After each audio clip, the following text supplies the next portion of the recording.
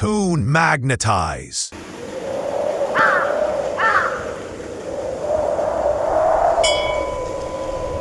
मैं रवि, पत्रकार हूं। कहा गया था इस गांव में हर पूर्णिमा को एक औरत की चीख सुनाई देती है। लोग कहते हैं वो कामिनी डायन है। कौन हो तुम बेटा? इस गांव के तो नहीं लगते। यहाँ क्या करने आए हो? मेरा नाम रवि है। मैं शहर से आया हूँ और मैं एक पत्रकार हूँ। और मैं यहाँ चांदपुर की हवेली के बारे में रिसर्च करने आया हूँ। बेटा, चांदपुर की पुरानी हवेली मत जाओ, वहाँ सिर्फ मौत बोलती है। भूत प्रेत नहीं होता काका, सिर्फ कहानियाँ होती है। तू कहानियाँ ही तुझे खत्म करेंगी। रवि ने काका की बात नहीं सुनी और वहां से चला गया। शाम हो गई और रवि मंदिर की तरफ धीरे धीरे बढ़ने लगा।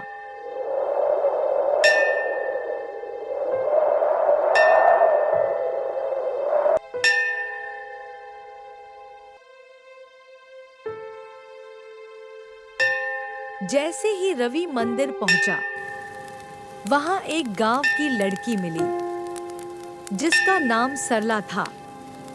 रवि ने सरला से पूछा, तुम्हें कामिनी के बारे में कुछ पता है क्या? सब जानते हैं, पर कोई बोलता नहीं। उसकी आखिरी चीख अभी तक इस मिट्टी में गूंजती है। मैं एक जर्नलिस्ट हूँ, मैं सच की खोज करता हूँ। बस याद रखना, हर सच कैमरा में नहीं आता। सरला और रवि दोनों हवेली पहुंचे सच जानने के लिए।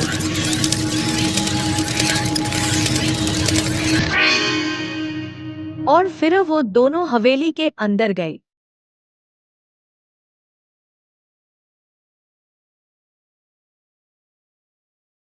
और जैसे ही वो लोग अंदर गए तो कुछ आहट सी हुई। तब सरला ने बोला, मुझे ऐसा लगा कि कोई ऊपर गया।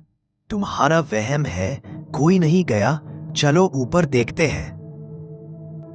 रुको, अभी कैमरा से रिकॉर्ड करता हूँ और गांव वालों को दिखाऊंगा कि हवेली के अंदर कोई नहीं है। 1 मिनट, कुछ रिकॉर्ड हो रहा है। चलो यहाँ से।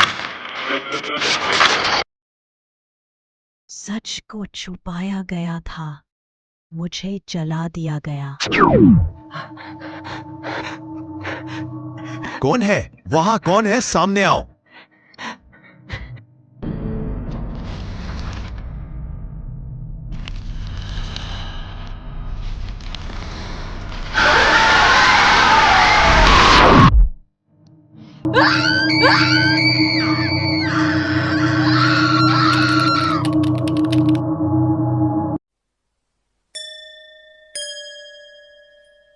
रवि और सरला दूसरे दिन हरिदास बाबा के पास पहुंचे और पूछा, बाबा, ये कामिनी कौन थी? कामिनी एक दाई थी, गरीब औरतों की मदद करती थी। एक रात सरपंच के बेटे ने उस पर जादू टोना का इल्जाम लगाया और लोगों ने उसे जिंदा जला दिया। से उसकी आत्मा इंसाफ मांगती है। जो सच नहीं मानता उससे वो दिखाती है मौत। मैं उसे मिलके सच लिखूंगा। लेकिन बेटा, आत्मा से वादा तोड़ना सबसे बड़ा पाप है।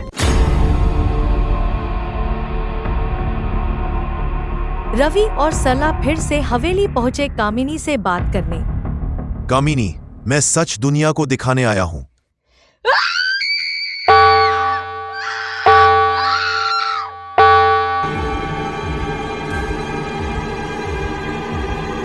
चले जाओ यहाँ से अगर जान प्यारी है तो। मैं सच के लिए आया हूँ। तुम सच के लिए आए हो तो सुनो। सबने मुझे जना दिया, किसी ने मेरी बात नहीं सुनी। तुम भी कैमरा लेके आए हो, फेम के लिए या सच के लिए? मैं सच के लिए आया हूँ। मेरा सच गांव वालों को अपनी इस कैमरा से, तब मैं जाऊंगी यहाँ से। मैं दिखाऊंगा तुम्हारा सच गांव वालों को और तुम्हारे बारे में सब बताऊंगा। तो फिर मैं चलती हूँ, मेरा वक्त आ गया।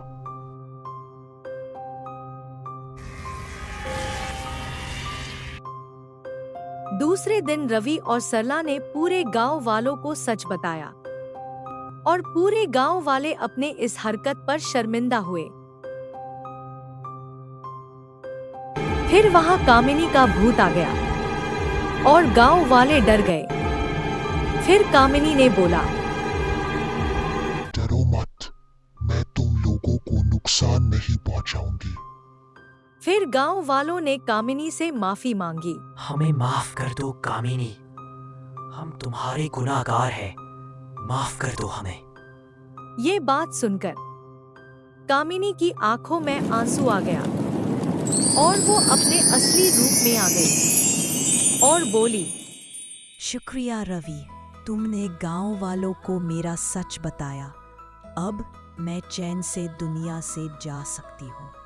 ये बात बोलते ही कामिनी हवा में गायब हो गई।